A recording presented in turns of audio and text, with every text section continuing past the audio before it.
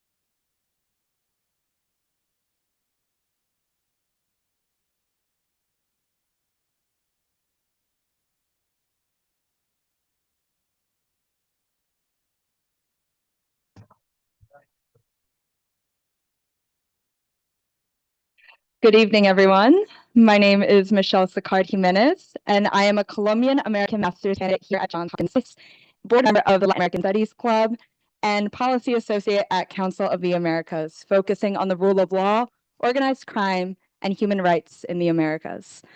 On behalf of the SICE community and the SNF Agora Institute, I want to welcome you to this timely discussion on Venezuela's transition to democracy and its significance to our hemisphere. This conversation will follow the overwhelming victory of President-elect Edmundo Gonzalez Urrutia, who, having received 70% of the vote on July 28th, was unable to assume office after Maduro's refusal to recognize the results and step down. This, as acknowledged by a range of actors in the international community and the United States, was an outright theft of the people's will, an attack on the democratic norms that institutions like Johns Hopkins SICE are founded on. Now more than ever, democracy is being placed to the test, abroad and at home. July 28th showed the world that the voice of a people can, in fact, be oppressed and be eradicated. That this has the power to spark the world's largest migration crisis, with more than 8 million Venezuelans forced to flee their homes in search of political and economic refuge. That at the most fundamental level, this remains a humanitarian crisis, one which democracies worldwide cannot ignore. It is our mission at SICE to create forums for these discussions, and more importantly, inspire solutions in supporting democratic governance. Today, we have the honor of hosting Democratic Opposition Leader Maria Corina Machado, Mr. President-elect Edmundo Gonzalez Urrutia, and SNF Agora Fellow and Descendant David Smolansky. And allow me to introduce all of them briefly. Maria Corina is the Democratic Opposition Leader and National Coordinator of Vente Venezuela. Having won 93% of the vote in the October 2023 primary, she was banned from running in the presidential election and garnered her efforts in endorsing Edmundo's candidacy. She worked to collect 80% of the nation's tally sheets, proving the president-elect to have won the race. She has been awarded the 2024 Václav Havel Human Rights Prize and has been named one of the BBC's 100 most influential and inspiring leaders in the world. Maria Corina, it is my honor as a young woman working in the Americas myself to be welcoming you to our community. Mr. President-elect Edmundo Gonzalez is a politician, analyst, former diplomat, and Venezuela's president-elect. His role as the international representative for the Democratic Unity Roundtable led him to his presidential victory this past July. Regional actors, academics, and multilateral organizations have voiced their support for his victory and denounced the regime for disrespecting the electoral results. Having been at American University for your master's, Edmundo, we welcome you back to your home in Washington and now SICE with open arms. This dialogue will be moderated by my dear friend and mentor, David Smolansky. David is the Deputy Director of the Con Venezuela Presidential Campaign and former mayor of El Atillo in Caracas, but has been in exile in Washington, D.C. since 2017 after the issuance of an arbitrary arrest from the Maduro regime. He served for 5 years as a special envoy to the Organization of American States to address the Venezuelan refugee crisis and is currently a fellow at the SNF Agora Institute, Frontline of Freedom Fellow at Renew Democracy Initiative, and distinguished SICE alum. We hope that you will gain from an honest and transparent discussion on the implications of Venezuela in the hemisphere, especially in the light of the U.S. administration's prioritization of Latin America this term. Tonight, our speakers will be joining us online. Due to the regime's brutal repression, President-elect Gonzalez was forced into exile, and Maria Corina is still on the ground in Venezuela in a safe house. This building has hosted a multitude of leaders, as many of you know, and we hope to one day host Mr. President-elect Gonzalez and Maria Corina in person. With so much at stake in our geopolitical landscape, Venezuela and the hemisphere at large must remain a priority for SICE, as the situation holds relevance in the Middle East, in China, and beyond. Thank you again for your attention and your curiosity, and please join me in welcoming President-elect Edmundo Gonzalez, Maria Corina Machado, and David Smolansky this evening.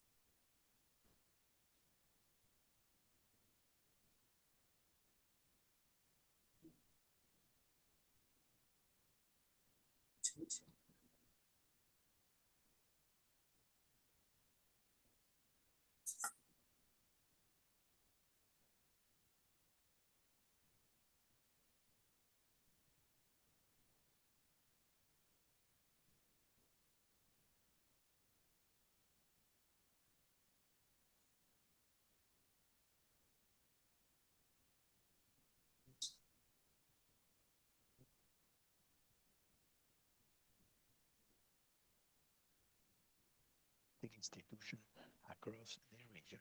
At the same time, Maduro has weaponized hyperinflation, the worst in record history, to liquidate internal debt while pushing millions of Venezuelans into exile. At the same time, more than 8 million of our citizens have fled hyperinflation, exodus, the worst in record history, to liquidate internal debt while pushing millions.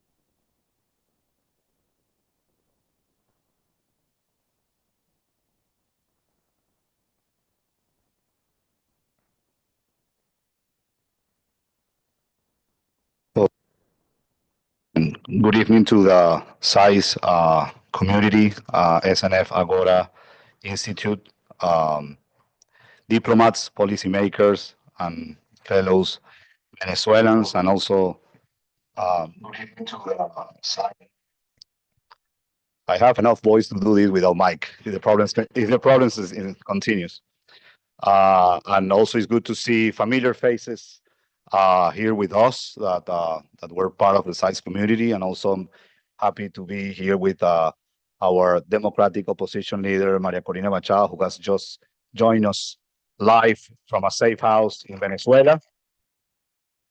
You can listen those applause in Washington, D.C.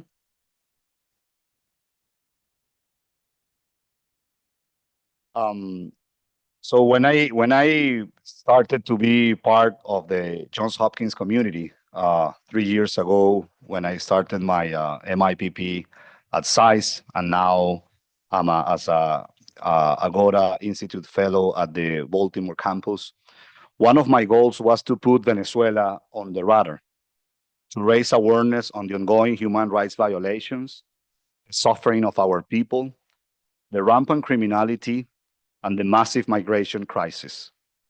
Today, nearly 3 years after I started this journey, I'm happy that we are having an event in this Bloomberg Center with our president-elect, Edmundo Gonzalez Urrutia, who recorded this message for us, and as I just presented, our Democratic opposition leader, Maria Corina Machado.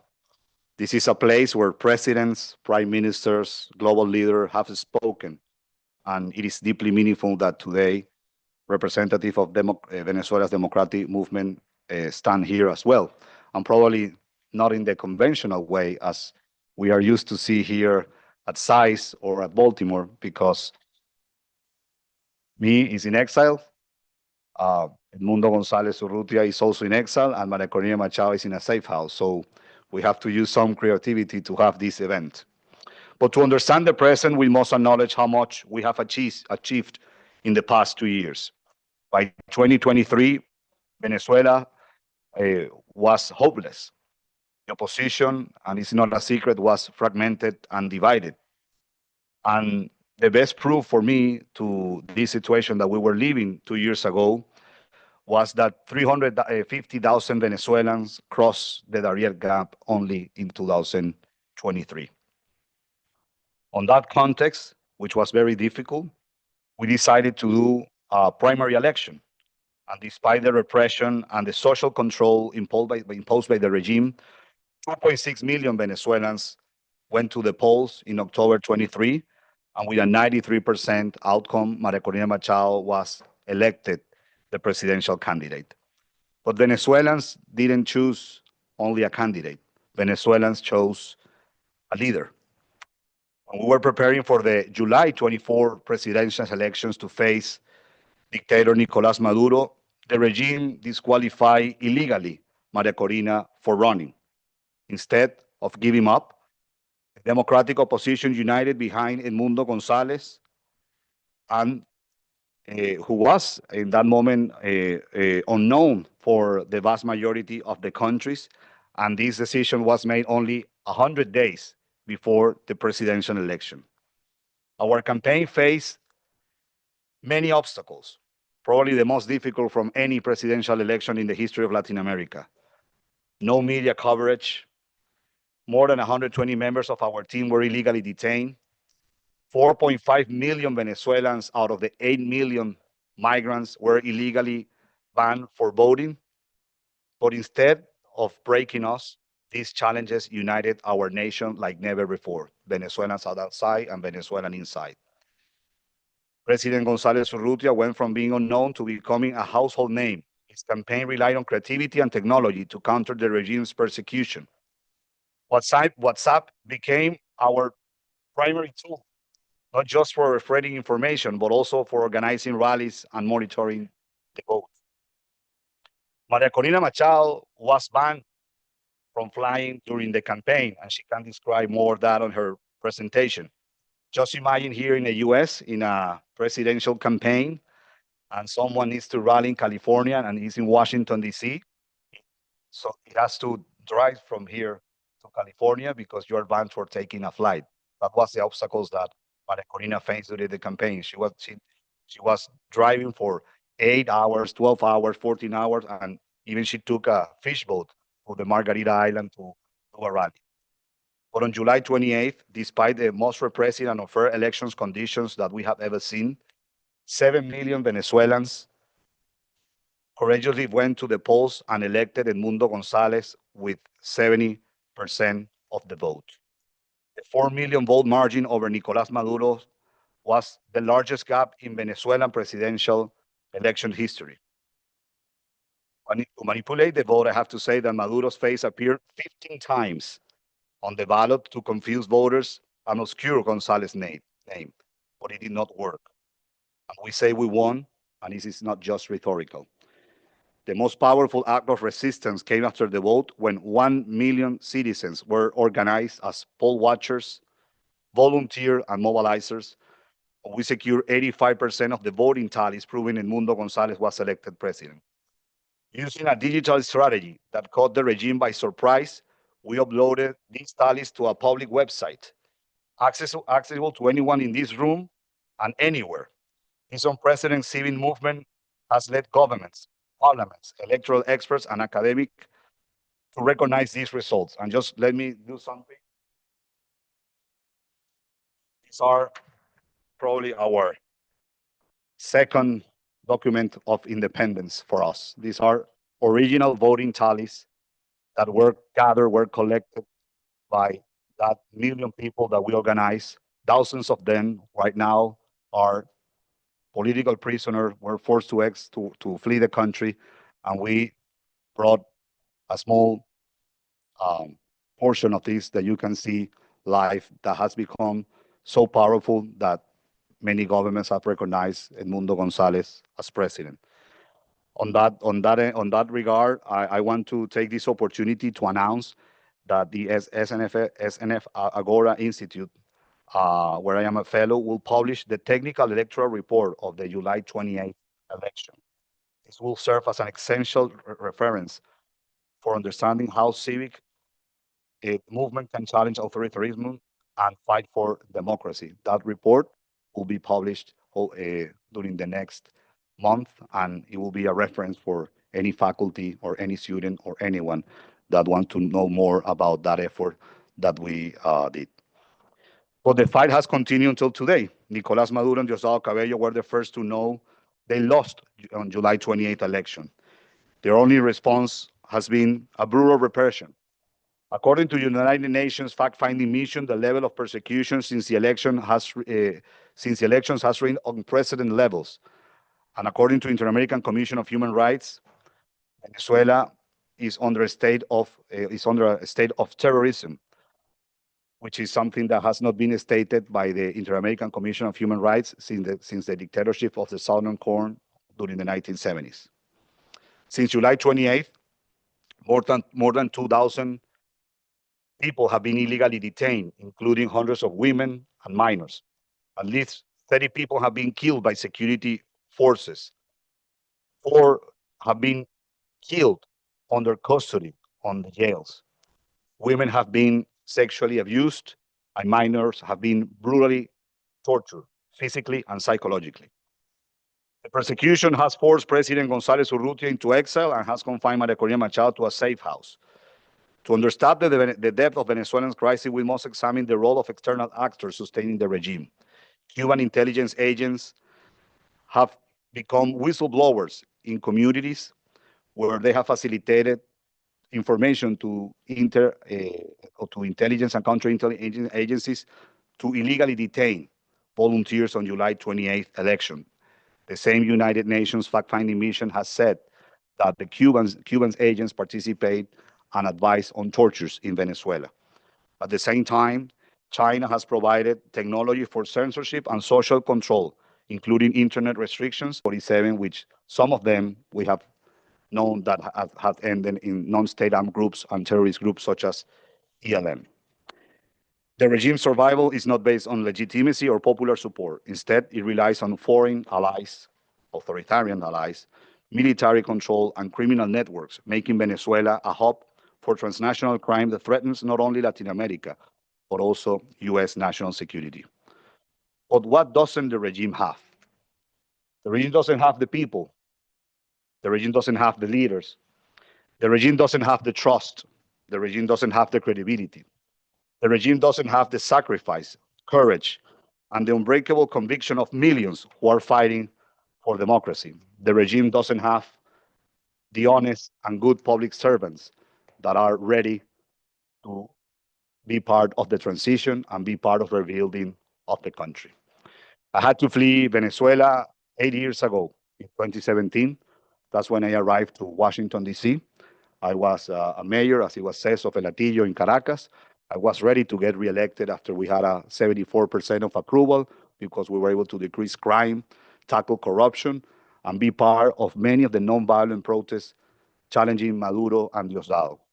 Maduro and Diosdado issue an illegal arrest warrant against me that also forced me to be in a safe house for 35 days, and then forced me to disguise as a priest, wore a flat hat, shave my beard, wore glasses, and start a journey that took me between 3 and 4 days and more than 1,000 kilometers until I fled my country through a jungle and got to Brazil. Then from Brazil, I just came to Washington, D.C. because a good friend of mine was living here and he offered me just a couch to sleep there to see what happened. One of the first people that I called when I left Venezuela and I was already in Brazil was Maria Corina Machado. And here we are 8 years after because we will never give up. We have said that is until the end, that is hasta el final.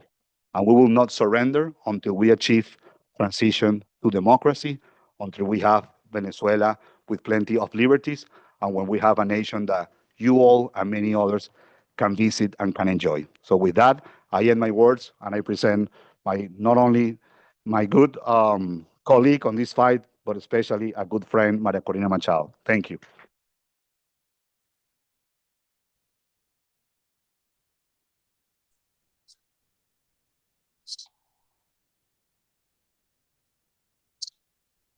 Thank you. Can you hear me? Sure. Oh, this is such a pleasure and very excited and grateful to the students, faculty, and staff at the NSF Agro Institute and the School of Advanced International Studies at Johns Hopkins. So grateful with you, Michelle, for joining us tonight, and so proud of David and all the members of our team that are there with you tonight.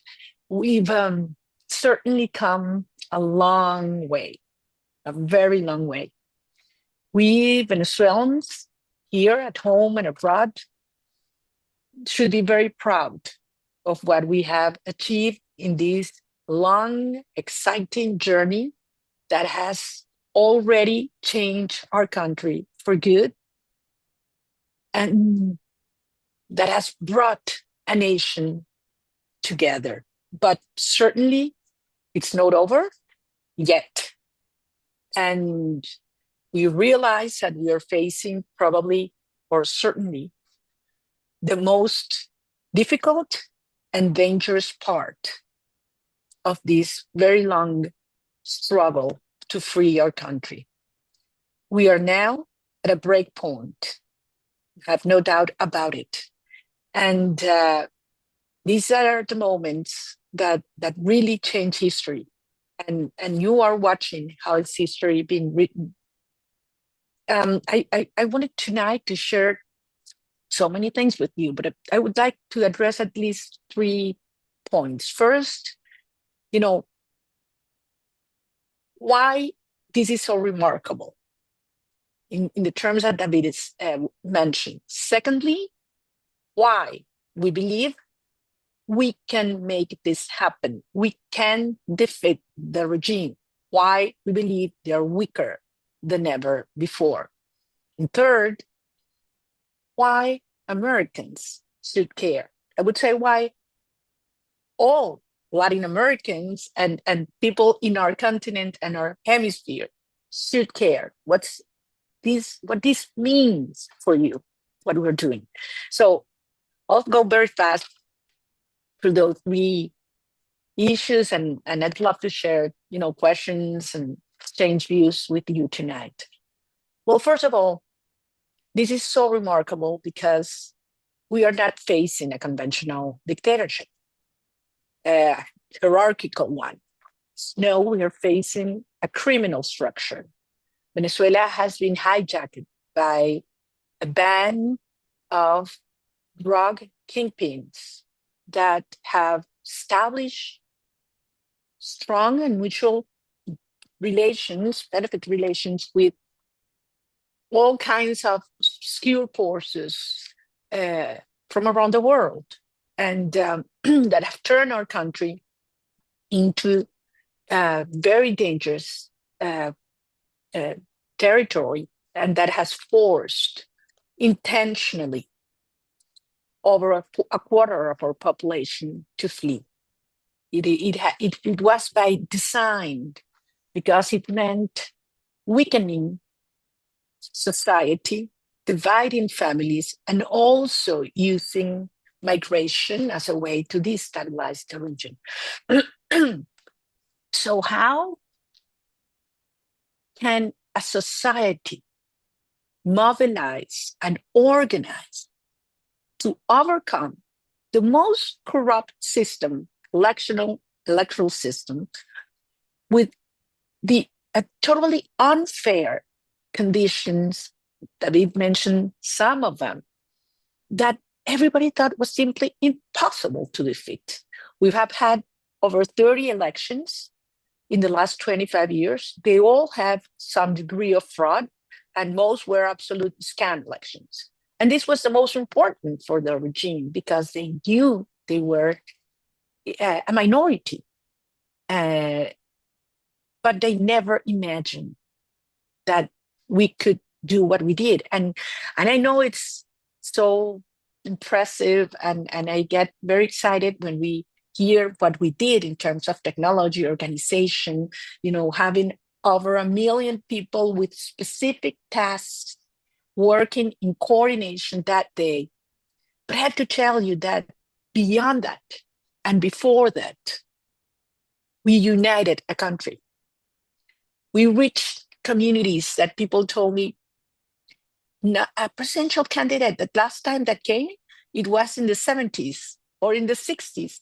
People will tell me, why are you going there? There are no votes in that community. And I would say, you don't understand what we're talking about. This is not about votes. It's about hearts, the heart and soul of a society, that we need to get back our pride as being Venezuelans and trust in each other. And that's what we did. We reached out and we realized that we were a huge majority, that we all wanted the same, and we tear down barriers that they had built to divide us.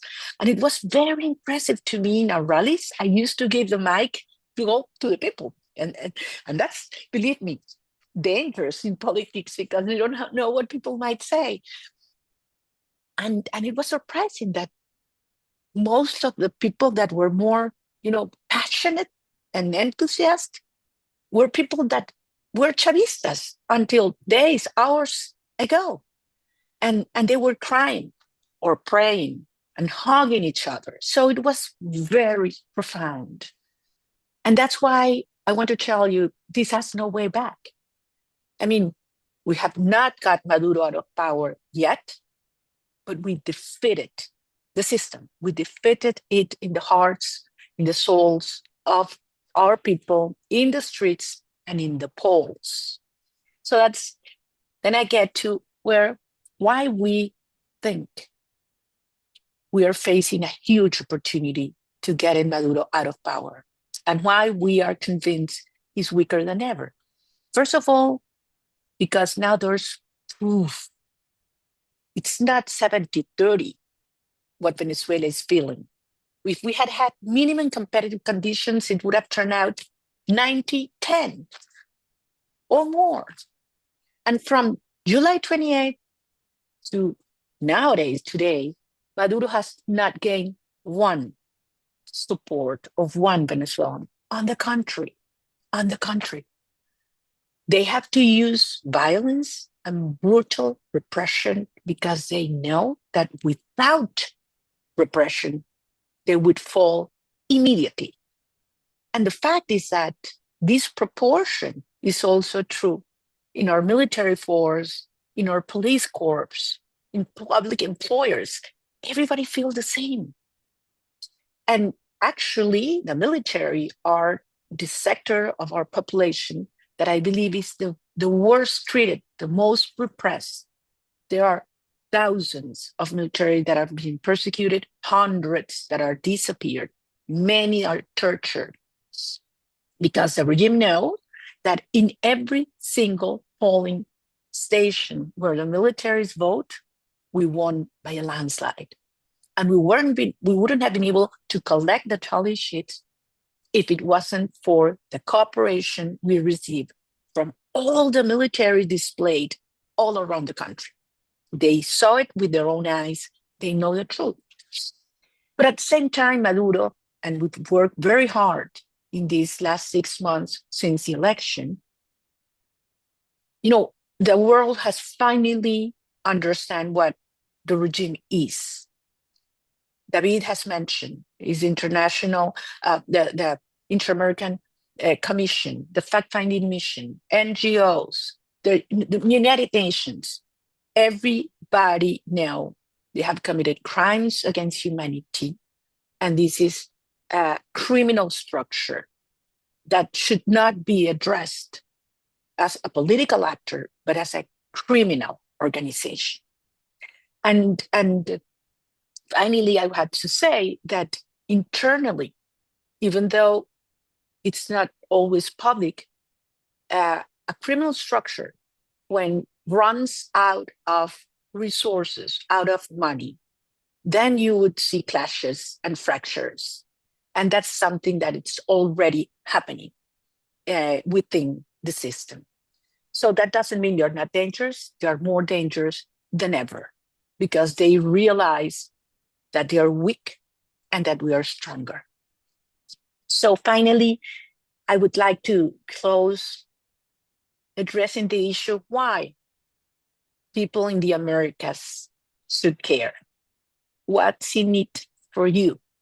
Either you're Colombian, from Central America, Argentina, Brazil, Canada, or the US. Why? And this has two sides of the coin. One is because the magnitude of the threat that the Venezuelan conflict and regime represent for hemisphere. We are talking about a country that has long relationships with Iran, China, Hezbollah, Hamas, ELN, FARC, and so on. Country that has given, a regime that has given over 10,000 Venezuelan passports to Iranians and Syrians, many of whom are Islamic terrorists that have traveled around the region. Secondly, the regime has turned Venezuela from a drug channel to a drug producer. And in fact, the regime is part of the drug structure. It is important to understand this. In Mexico, for instance, the cartels fight against the government. In Venezuela, the cartel is the government, is in power. They are the law. So this is something terribly dangerous, not only for us, certainly, but for the region and for the United States. Estimates are that almost 300 tons, metric tons of drugs go through Venezuela every year. And finally, in this area, in terms of the threats, the transnational criminal organizations that operate from Venezuela.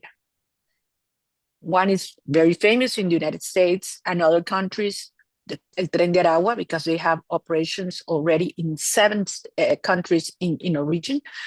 This was created by the regime.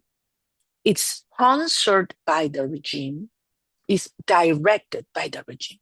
Actually, a lieutenant that was a critic of the regime, that he went to Chile to escape from the regime, and he was murdered in Chile by members of the Tren de Aragua, and the Chilean general prosecutor has proved and has denounced that top Venezuelan government officials were the ones who gave the orders to the members of the TDA in Chile. So there's no doubt. And if anybody wants to get more proof, I wrote here the words of Admiral Alvin Huxley, the commander of South Command, that went to Congress, the US Congress, just February 13, and he said, under Maduro, Venezuela has become a major cocaine and arms trafficking hub, transforming the country into a destabilizing force in the Western Hemisphere. So that's what Venezuela is right now, the criminal hub of the Americas.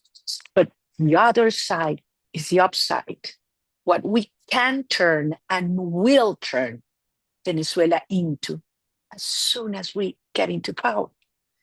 And remember, we're talking about a country where 90% of the people want the same, with no religious, political, social, racial, or regional differences. I mean, this is a society that is together and wants the same. So as soon as we reach power, imagine what's going to happen to migration. It will not only stop, we will see millions of hardworking Venezuela, honest Venezuelans that are all over the world and the United States, that they want to come back. We want to have our children here with us, our families together, working really hard to build a country that we're going to be so proud of. But also in terms of the huge opportunity in the oil sector. I mean, this has been in the news recently. We have all these recent decisions about licenses and so on. Look, there's no way Venezuela can be a major actor in the oil and gas energy while Maduro is in power. No way. Venezuela is in the last place in the world in terms of rule of law. Who serious businessman, company, transnational organization would come and invest billions of dollars in a country in which you have to have a partnership with a member or the head of a drug cartel, where there's no law, no independence, no property rights. So Venezuela can turn into the major ally as an absolutely credible and stable source of energy that would bring gas prices down, but also have huge business opportunities. As soon as we reach power, we will privatize in a transparent manner, we will open markets, and we will have a strong judiciary system. Bottom line, we're going to turn some Venezuela from the criminal hub of the Americas to the energy hub of the Americas. That's here for you, for the United States, and for every democracy in the region to benefit as well. But most of all, this is an existential fight, a spiritual fight for us as well. And we will never give up. We will win, we will bring our kids back, and we will have a free and proud and bright Venezuela. Thank you very much.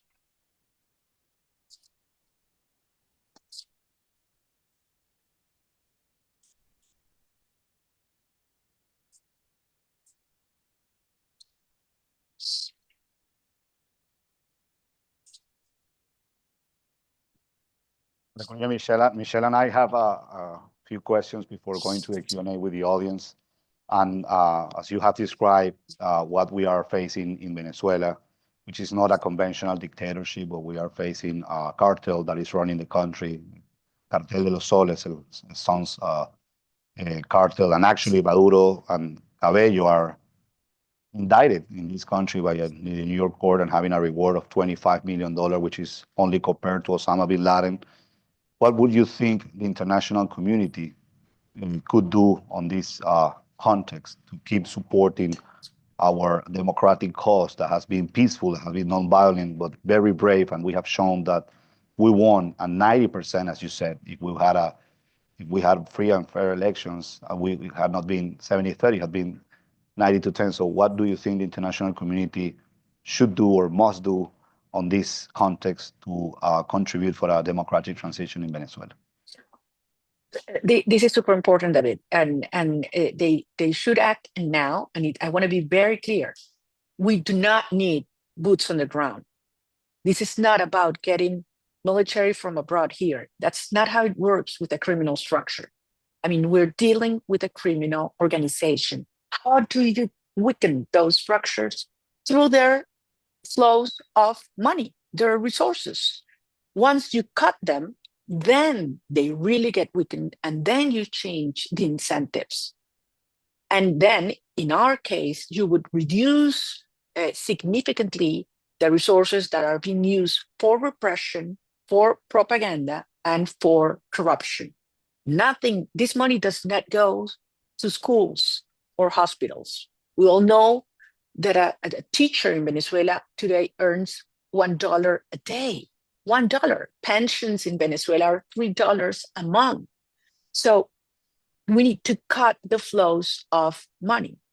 The one that comes from illicit networks, drug, the trafficking of gold circuit, money laundering, and the black market of oil, and the resources that were coming from licenses that had been supporting the regime for these last years. So I think yesterday's decision, President Trump's decision announced last night, yesterday in the afternoon, I think is a very important step.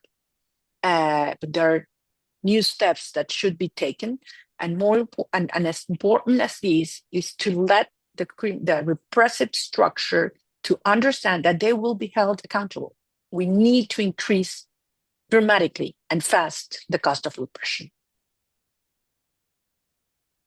Thank you, Maria Corina Machado, for your comments, especially seeing now with President Trump's announcement yesterday. But I want to take the conversation back to July 28th, if you so allow.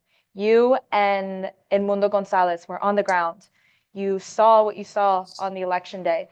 Could you just describe a little bit about those challenges, what the situation was like, especially for the students in the room, who we have been studying what has been happening, but to get your perspective on that would be very impressive, as well as creativity and strategies when collecting the tally sheets that were so important to bringing about this presidential candidate race.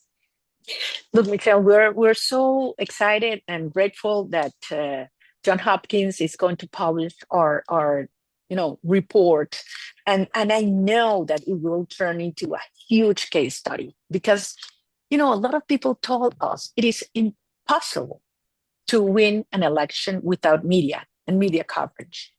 It is impossible to win an election without money.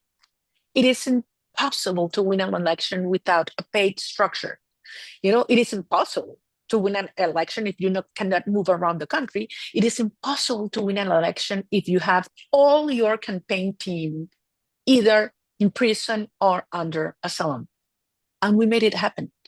And we made it happen, as you said, with creativity, but also with intelligence and hard work. We knew what was coming. I mean, we knew it was not going to be a free and fair election. We knew we had to outsmart the system, and we had to surprise them. So most of the activities we did planning for 28 and 29 were not uncovered. We need to do them with groups that had absolutely trust from us and that were separated one from the other. That's how we were able to get the equipment, the technology we needed.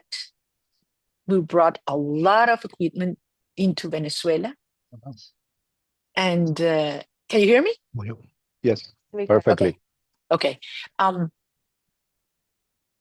It was incredible how we managed to do that and not being discovered. So we managed to please, first, the communication. Everything was done in an organic manner. So we were able to connect with people using the social media, as David was saying, WhatsApp and so on. It was very impressive to me because many places I reached that they didn't have media or internet or electricity. People would say, I found out you were coming here, Maria Corina, because my son that lives in Lima or my sister that lives in Miami told me that you were coming here. And the families always find a way to communicate. So it was impressive. And going back to the final day and how we prepared to collect the tally sheets, it was something very dangerous, because we knew that if the regime found out, all the operation would be dismantled. So we took all kinds of procedures, and we had several platforms of reporting results. We had an application, an app in real time in the tally centers. 35%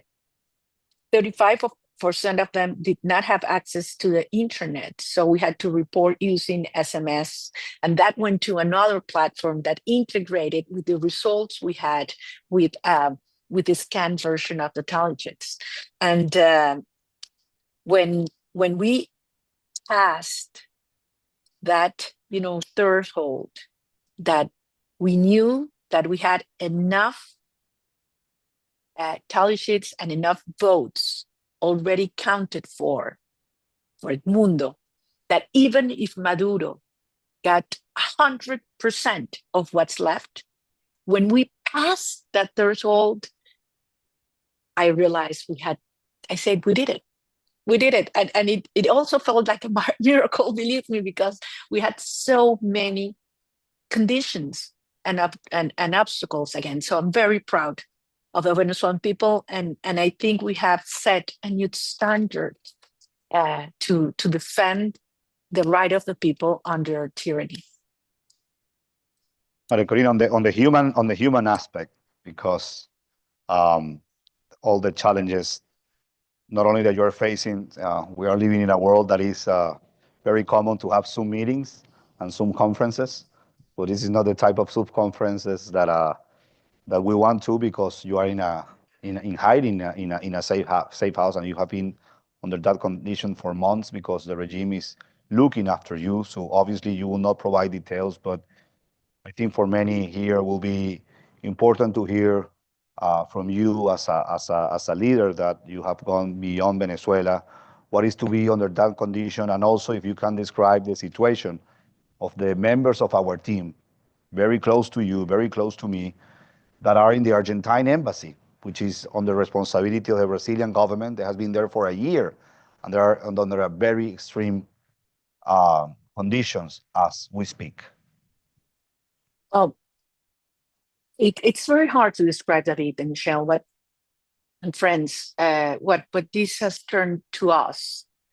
We have 1,194 people detained after the election. Many of them were polling monitors. They went to their houses. Some of them, in some cases, if they didn't find them, they would take their families to pressure them to give in. Some of them were kids that were passing in the streets or peacefully protesting, and they found in their WhatsApp that they had a picture of Edmundo or myself. And many of them are political leaders of different parties and our command or our campaign team. I have very, very dear friends that are in prison since January 23rd of last year, more than a year. And our whole campaign team was accused, and the arrest warrants were issued on March 20th. So we are almost a year there. Since that day, 6 members of our team asked for asylum in the Argentinian embassy. They were able to get there, and during a few months, operation was regular. Their families could come and visit. They would get everything they needed, doctors, attention, whatever. Just after the election, when the Argentinian government recognized the results that we had won, the Maduro regime cut relations with 7 Latin American countries and threw all the diplomatic personnel out, including the Argentinians. So Brazil accepted to take protection under the Argentinian embassy. But starting in September, the siege around the embassy started. They have put more and more and more and more pressure of police. They took over and threw away the honors of the houses surrounding the embassy, where they have now military commandos with people with, long firearms. In November, they cut the power supply of the house, so they started relying on an engine that had to work a few hours a day, but it stopped working last week. So they run out of water, run out of electricity, and they're running out of food, and they are being threatened every single day that they would be taking over. That's not the only part. The only part is the reaction or the no reaction from the diplomatic community in Venezuela. And this is something that it's very sad to us, because this is a terrible precedent that has never happened in our region before. In my personal case, I mean, this is the kind of things they do. They just today, they went, agents of the regime went to my house, my home, where I used to live with my children, and they tried to get in by force. They didn't do it today. They said they were coming back. But that's the kind of threats that we face every day. And my mother's house, where she lives alone, is now currently surrounded by the police. They don't let anybody come and visit her since a few weeks ago. Mother Corina, we send you our blessings, our love, especially, and your care for you and your family, and everyone, your loved ones, everyone that you have just described. And now over to you all. We wanted this to be a discussion, an opportunity for you to open up the floor, ask your questions. We have our lovely two with the mics, so you can go ahead and get started. Just to share, hi, thank you so much for being here. I'm Mary Bruce, Assistant Director of SNF Agora. For Q&A, we are sure there's lots and lots of questions. I want to hear from as many voices as possible. So Young and I will be taking 4 questions to see if any themes come up. And then David, if you could help moderate to see if there are themes and pull the most resonant parts for you and Maria. Okay, so we'll be taking 4 questions, not answering them one at a time, though. Hi, good evening. My name is Eitan Casaverde. I'm a second-year MAIR student here at SAIS. I'm Venezuelan. I was born in Caracas and have not been able to go back since 2008. David, Michelle, Maria Corina Machado, thank you so much for the ground setting, talking about this. Is it's personal, but it's also vital. I think my main question was the conversation talked a lot about the situation on the ground, and specifically, I think we touched a little bit on on what the United States kind of response should be. But I wanted to ask about if there are any opinions on what some of the other regional powers could be doing to help more. I know we talked a little bit right now about Brazil taking over the Argentinian embassy, but I know, for example, post-elections, Mexico, Colombia, and Brazil were trying to negotiate with the regime. So I wanted to hear about, in your opinions, what are some of the efforts that could be done in order to maybe push the agenda a little bit more from the regional allies and friends. Thank you. So a question on regional influences, ways to put pressure on the regime. A second question. Hi. Hello. Yep. Okay. So you mentioned earlier in your presentation that you want to transform Venezuela from a criminal hub to an energy hub. I was wondering what steps you will take once you're empowered to catalyze this transformation, and how would this be affected by President Trump's announcement to end Venezuela's permit to export oil to the United States? A third question. So that was a question on the energy hub and Trump's new announcements around that. So I'm Emily Helscher, and this is a little bit of a 2-part question. One of the other opposition leaders was mentioning how Iran, Cuba, China, and Russia are all holding up the Venezuelan state. So what are ways that we could weaken the network of autocracy? And I also know that one of Maduro's strategies is trying to stir people against various opposition leaders, which will harm a future transition to democracy. So what can people do to elevate the voices of the persecuted Venezuelans and fight back against Maduro's disinformation? Thank you so much for speaking. Thank you. And moving to Young for a fourth question, that was a question on both activating support and deactivating other kinds of support. Buenas tardes. So I'm actually from, I'm a guest here. I'm from UC Irvine, back in California, but it's great to be here. My question is more, what is your sort of movement for change differ from Juan Guaido's back in, a few years ago? I know there was similar attempts made to, and for some time he was declared as a legitimate president across many nations and many countries. But what differs this time around with Maria Corina and Urrutia Gonzalez? I'm sorry, I'm forgetting the first name, but yes.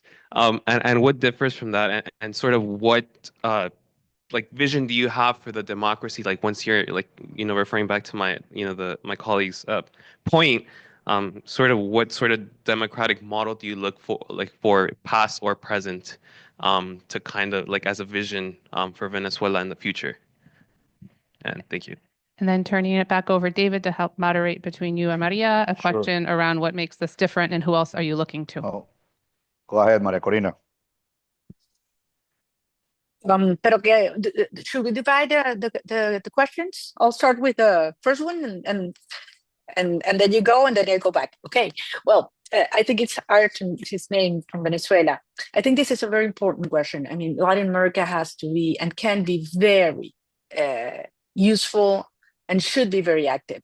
David has been involved in many of our strategies and reaching out to many countries in the region. We say we have 11 countries that have been quite committed to the transition in Venezuela, and I believe they should form this front line in terms of setting high standards to press not only the United States and Europe and other regions in terms of what should be done. And as I said, it's the time for joint statements was over a long time ago. And there are specific actions that can be taken in terms of international justice, in terms of law enforcement, blocking channels of illegal resources, and given and sending a firm and clear message to Maduro that the world will never turn the page, and that makes it harder for him every day to stay in power in order to change those incentives. Having said that, I have to mention that I didn't enough is what we have to do in here in Venezuela. We are not waiting for the world to do, this job for us.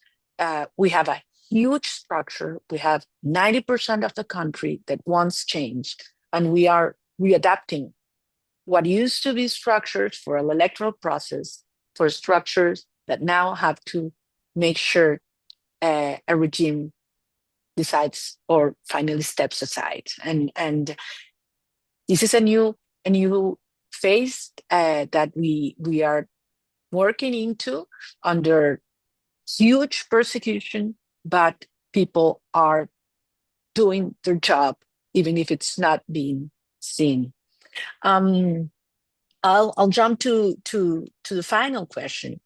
I think that everything is different because Venezuela changed. I mean, the primary process that the regime underestimated, and I think most in the status quo didn't realize what was happening. They thought only a couple thousand people would show up and it would be a failure, and that we wouldn't be able to truly unite a country around a legitimate leadership. And I run a primary that was based on the truth, telling people what I really want to do, and the values we share, we believe we share, about a totally new relationship between states and the citizens, and open societies with open markets and individual freedoms, and a strong value for families and dignity of every individual. When I spoke about, privatizing sectors, including the oil sector, believe me, the reaction in most of the other political parties and leaders wasn't good, but people truly supported it because they think Venezuela has changed. And that's what was demonstrated on the primaries, and that's what kept on growing. And we were able to unite a nation around vision, values, and concrete ideas of how to transform our lives. So that's why I think this is totally different from anything we had before. And we had an election. And we had an election that we won by a landslide that had never been before. So it's leadership legitimized by votes and by a huge majority of the people's trust. And I would say at the end, that's the big, important new ingredient, trust between each other. Thank you. Go ahead, Eric.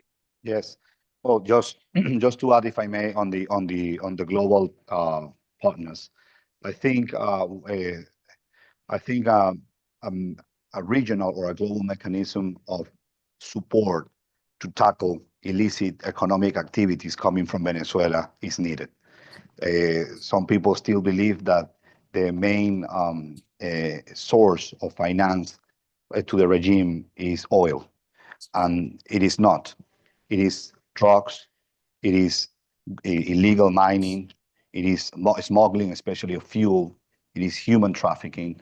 So I think more need to be done on that, because if they start not having that money, they will be in trouble. Regarding the other two questions on the platform of activism, there are different initiatives which are dissidents from those autocracies are getting aligned as a fellow of RDI. There are dissidents from Nicaragua or Cuba or China or among others that we're working together. But I think that not only we have to do it by ourselves, we need the support from democracies across the world, because if not, that's going to be only a romantic way to fight to restore our democracies. The hub of the Americas, which is one of your favorite topics, so you can compliment me on that, Maria Corina. But I'm going to speak on the other part. This is a great opportunity to say that there's no biggest myth as well as the sanctions are the problem.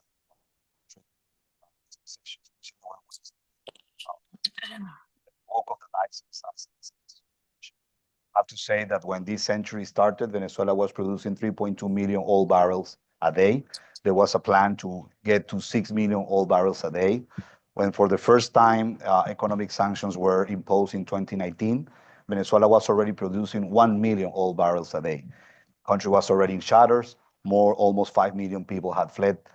By that moment, we had already 80% of the people living in poverty, extreme poverty.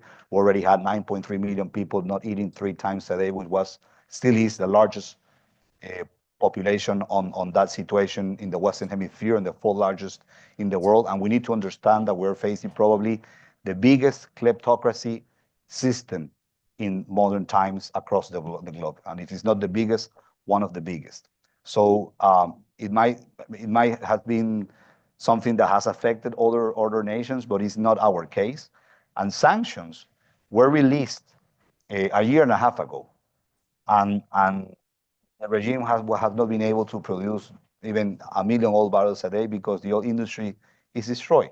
That's the reality. And the state-owned company, Petróleos de Venezuela, PDVSA, has become machinery of money laundering and one of the worst corruption schemes that you can ever imagine. And by the way, since sanctions were released by the economic sanctions were by the end of 2023, approximately 1 million Venezuelans fled the country. So people are not fleeing Venezuela because of sanctions. People are fleeing Venezuela because they don't have liberties, because they don't have opportunities, and they are heavy persecuted. Having said that, Maria Corina, I will give the word back to you because I want you to explain, because you're always getting inspired on that, on how we can build Venezuela as the energy hub of the America. Thank you, David. Thank you, David. Well, as you were saying, I mean, just in oil, Venezuela should be producing today 6 or 7 million barrels a day, and we're barely at 1. And it's not going to increase dramatically if you have a criminal regime in power. So what do we have to change? We have to change everything. I mean, Venezuela is back in business in the energy sector. That's the message we're bringing worldwide, because we're going to have different roles. I mean, the state will no longer be producing, but will be, of course, the regulator with a very competitive and very transparent and efficient agency.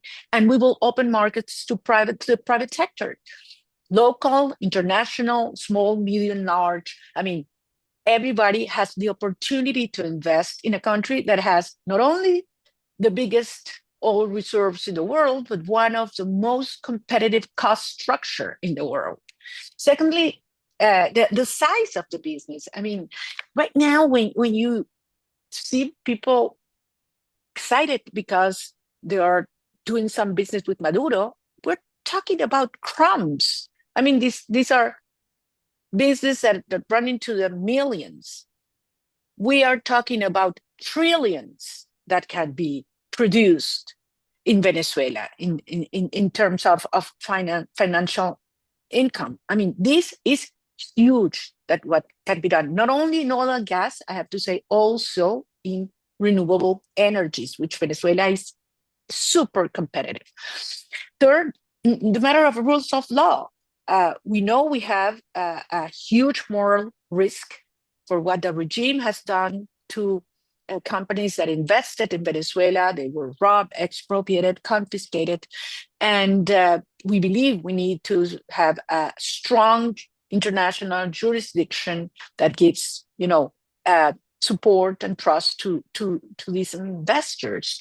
And finally, the incentives. We're going to make the most competitive fiscal structure that you will see in the region. And you will see the flows of resources coming into Venezuela and not only producing employment, creating employment, benefiting the rest of the sectors of our economy. We have huge opportunities in minerals, infrastructure, telecommunication, tourism. We have it all, but also having transparent and very lucrative activities in a country that will be booming in a moment of nearshoring in our region. So this is a huge opportunity for us. We are very excited. I have been in contact with many international oil companies and energy companies that tell us that as soon as we have a democratic transition, they will come and invest in Venezuela. So thank you so much for this opportunity. It was great to be with you, and trust our people, because this fight is until the end, and we will make it happen. Venezuela will be free. Thank you very much.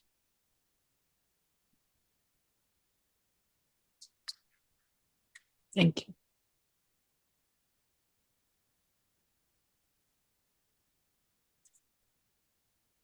Thank you very much.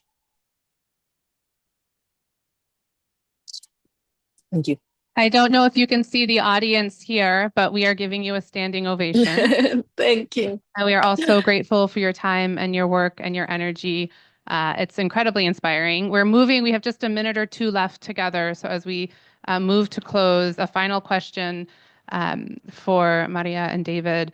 As folks here in Washington, D.C., what is one thing we should know, our key takeaway? What's the one thing we should know or do about what we've talked about tonight?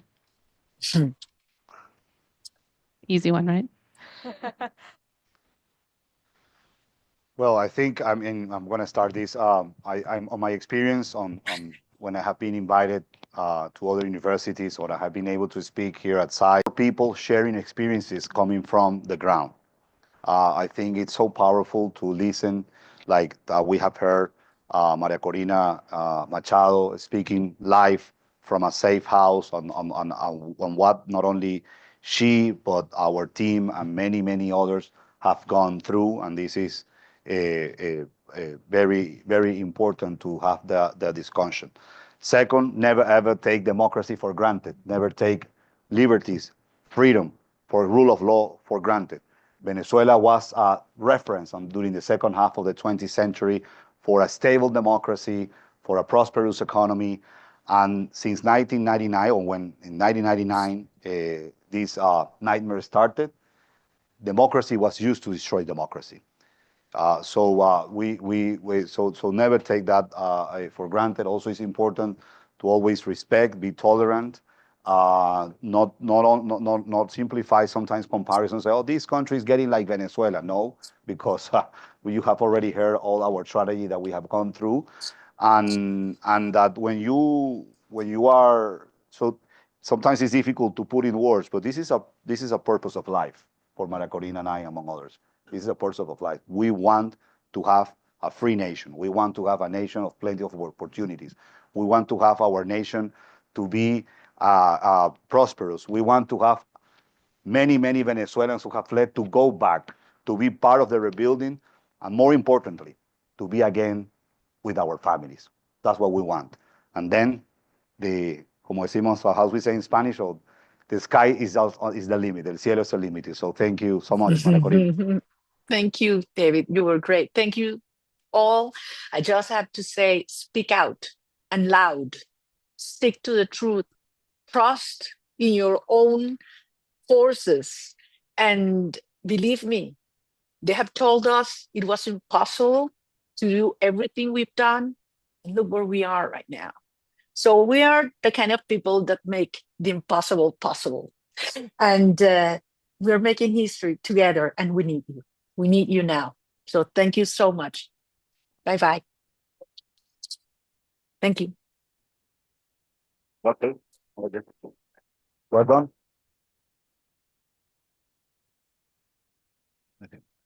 A huge round of applause to our esteemed guests. We're so grateful.